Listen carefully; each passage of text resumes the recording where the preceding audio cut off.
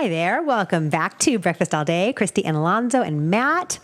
I am so excited to talk about this next movie. Exactly. I didn't see it, so I'll be on my phone. You know what, though? You're going to love it. Please go see it. Are you going to see it over the weekend? Go see it. Okay, because it screened on Tuesday, right? So you had your other podcast, that other podcast you do. Yes. So The Intruder. Oh my God. We had so much fun. This is a movie you have to go see in the theater. If it comes on cable or whatever and you watch it and you sit on your couch and you think, I don't get it, just know that we have tried to steer you toward it during its theatrical run because it's such a blast.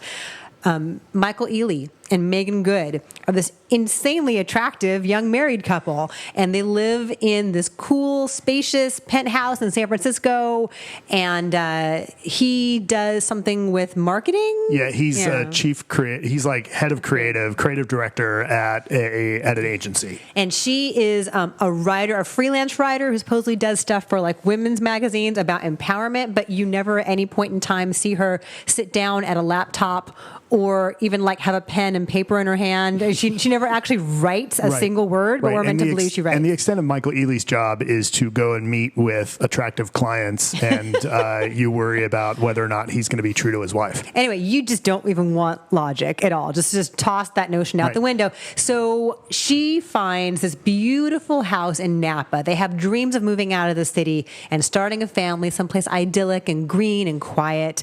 And she finds this house in Napa, which is a steal at $3.5 million. And eventually the price gets knocked down to $3.3 million. And it's this gorgeous rambling country estate with a pond and grounds and fountains. And it's in the middle of wine country and it's just gorgeous. But the guy that they buy it from, Dennis Quaid, isn't really ready to leave. You know, he's sold it to them, but he's super helpful still, and he hangs out and offers to like mow the lawn. The house has been in the family for generations. Right. He sells the house relatively quickly, and then shows up about a week later and mows the lawn. And keeps showing up. And keeps showing up to make sure the house is taken care of. And as the movie progresses, he starts to get more and more intrusive about what he thinks should be going on in the house. And then in Ealy and Good's marriage. And this movie is completely bonkers and over the top. And we saw it at a radio promo screening. They were giving out T-shirts beforehand. Right. And it was, and you know, the big still on the screen said, "Scream at the screen."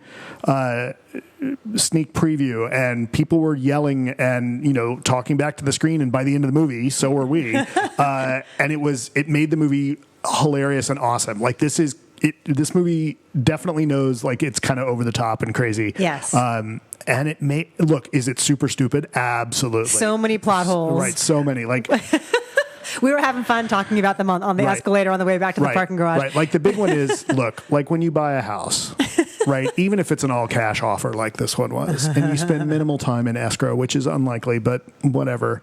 For God's sake, do the inspection. Get a reliable inspector. In fact, I'm somewhat amazed that, like, can you buy a house that quickly without similar level of inspection? So it's amazing. Yeah. But if there had been an inspection, there would be no movie.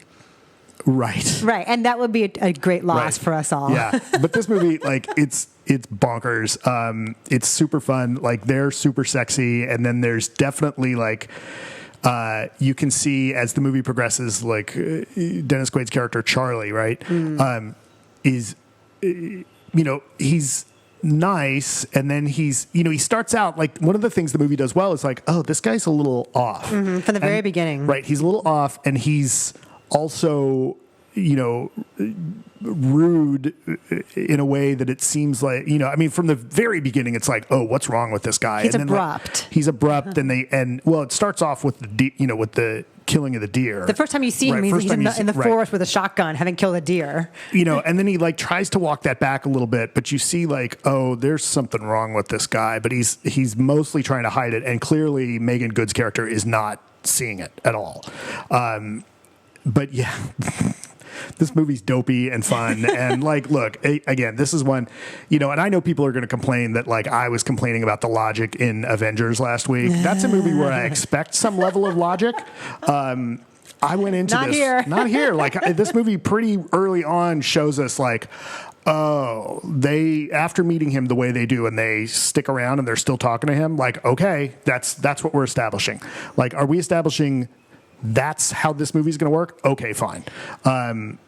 Which was ends up for a very fun time. Like, is it creepy and acts like look, it's a home invasion movie, right? Yep. Like, and it's a gorgeous people in trouble movie too. Those are always fun too. I think there's a certain amount of like smugness in watching a film like this when you have people who are gorgeous and wealthy and they have everything going for them, but they're stupid and they make really bad decisions that put them in really needless danger. There's a whole lot of fun being in the audience and feeling a lot better about your life choices. When like, come on, Meagan Good and Micheal Ealy can screw this up. Like, I'm doing great. I think that there's a lot of that, but also it gives people what they want in that it puts them in danger, and there are obvious ways out. There are obvious things that they should do and don't do, and so you can yell like, "Stop hugging and get out of there! Get out. Why would you open that door? Don't go down the hallway!" Yeah. Like it's really fun.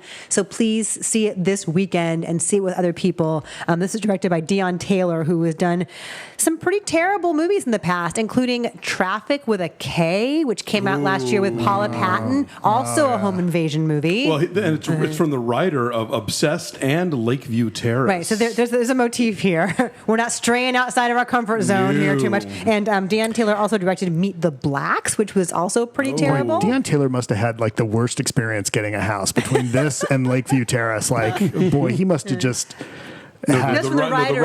Oh, the writer. Right. Sorry, that writer must have had a terrible experience buying a house. Yes. It's really fun. I had a really good time. And so I'm saying 7 just purely for the enjoyable experience that I had. Yeah, I give it a 7 too. This movie is a lot of fun. I would recommend go and see this. Like, if you're going to go see this in that theater, you need to go see it like on a Friday or Saturday night with a audience full of people, and maybe have a drink or two ahead of time. I did not have a drink, and I still had a great time. Matt had a drink and had a great time. Yeah. So your mileage may vary, as Alonso is fond of saying. And it's very self-aware. It knows what it is and has a good time with that, and we think you will too. So our number is a 7. It's only at 26% on the tomato meter. What do people expect from a movie like this? Like, what were they thinking? It was going to be good? Yeah, no, it's a trashy B movie, and you're going to love it. So, hey, thanks for watching. Like this video, subscribe to our YouTube channel, follow us at BeFastAllDay on Twitter, Instagram, and Facebook, and go check out our Patreon page at patreon.com/BeFastAllDay. That's where you'll find our recaps of Game of Thrones and Fosse Verdon, and talk about trailers and movie news and other cool extras we'll be doing later on, all for our subscribers. Thanks for watching. Thanks, guys. Bye.